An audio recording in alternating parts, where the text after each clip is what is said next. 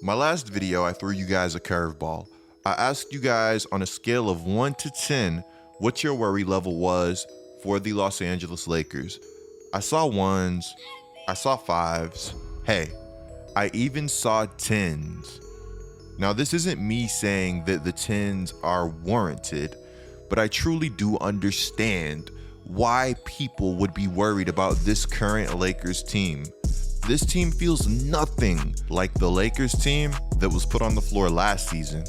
Last season, while the Lakers had bumps along the way, they absolutely marched to the NBA Finals and the NBA Championship once the playoffs came around. I feel like I'm going to get hate for this. While this Lakers team truly feels more talented, I feel like the Lakers last year had a different level of chemistry, had a different level of, I wanted to say continuity, but that might not be the right word because that roster wasn't together for the longest of times.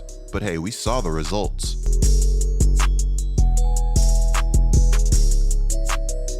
I feel like the Lakers are more talented than they were last season, but more talent doesn't always equal a better team. Things are fluid in the NBA. There's a lot more than talent that goes into just building a winner.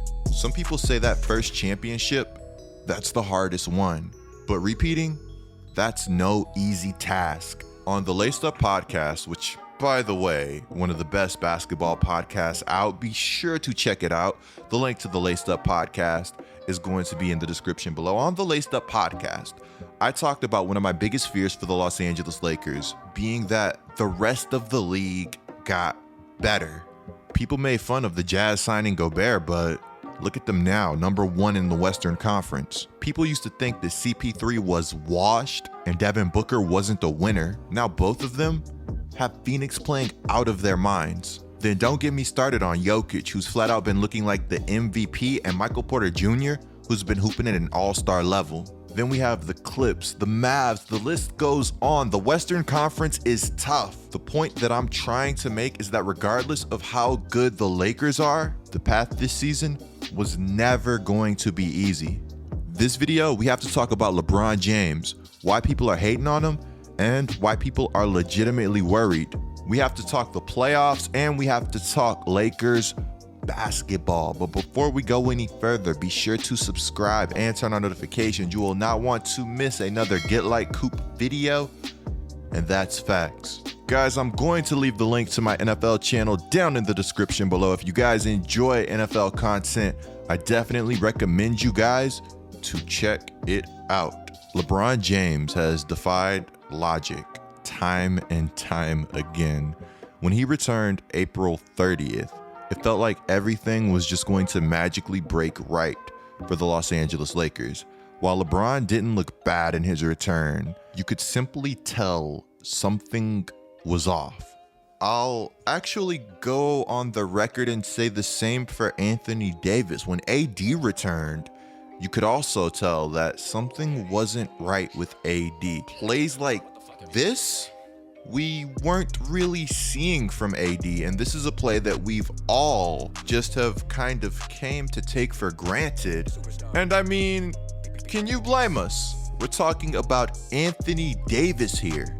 Yeah, I mean, to be short, he's pretty much a monster on the defensive side of the basketball. When he's locked in and engaged, he's easily one of, if not the best defender in the game of basketball. His range is ridiculous. He's literally a one-man wrecking crew down low. And also on the perimeter, you can't 5-out AD.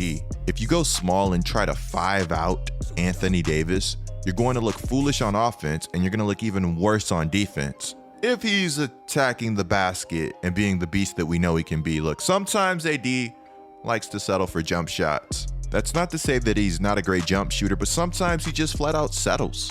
I remember this play against the Nuggets where AD just kind of sizes up JaVale McGee, goes right at him, and got an and one. That AD is by far my favorite AD. But as we touch back to LeBron James, his 2-game return wasn't what worried me at all. This guy missed a lot of basketball. It's going to take a while to get back in playing shape, maybe a second to get back into the flow of the game.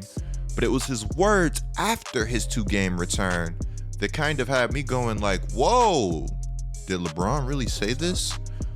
Via ESPN, it's reported that LeBron said, "It's been urgency for me to get back ever since I got injured, so that's just who I am." He said, "You guys could have seen the logging of the minutes and hours per day that I was doing as far as rehab and treatment. It was a lot more than I slept. So over the last 6 weeks, that's all I've been doing is having an urgency to get back in play. I knew I wasn't going to get back to 100%. It's impossible. I don't think I'll ever get back to 100% in my career." Now, fortunately, LeBron at like 70% is still better than 95% of the NBA. But unfortunately, that's not the greatest news on the planet. In the comments below, let me know what you guys think of LeBron saying this, and also let me know if you guys have ever seen LeBron say something like this before, because personally, I don't think that I have. Now, per Shams, the good news is that LeBron plans to return Tuesday or Wednesday next week, giving him some run headed into the NBA playoffs. The bad news is that next week is the final week of the NBA regular season, meaning that not only LeBron, but the Los Angeles Lakers are going to have to get up to speed incredibly quick. Now, this is something that LeBron and the Los Angeles Lakers are completely capable of doing. LeBron has overcame so many times in his career that me doubting him now would just be silly. But look, I'd be lying if I said this was not a tough situation for the Los Angeles Lakers to be in. There's going to be a lot tied to LeBron's reevaluation. The Lakers need LeBron healthy going forward, but they cannot afford to rush him back. He's too valuable. While we're talking missing games, Schroeder is also out. You legit cannot make this stuff up. Now, this was an interesting clip from Lakers Film Room that I thought I'd share with you guys. Lakers Film Room said if LeBron is jumping this high after planting, then in the postseason, he may have to tap into more of his below the rim brilliance. I'm interested to know if you guys think that this play is just LeBron creatively avoiding a defender or possibly a sign of what's to come. Lakers Film Room said that Bron makes this jump all the time. This one was significantly less explosive, and he hopes that in 2 weeks, things look differently. A few days ago, LeBron went on record and said, "I didn't want to come back too early, but at the end of the day, I had to test it out to see where I was." Personally, I think Bron and the Lakers will be fine. AD said we back.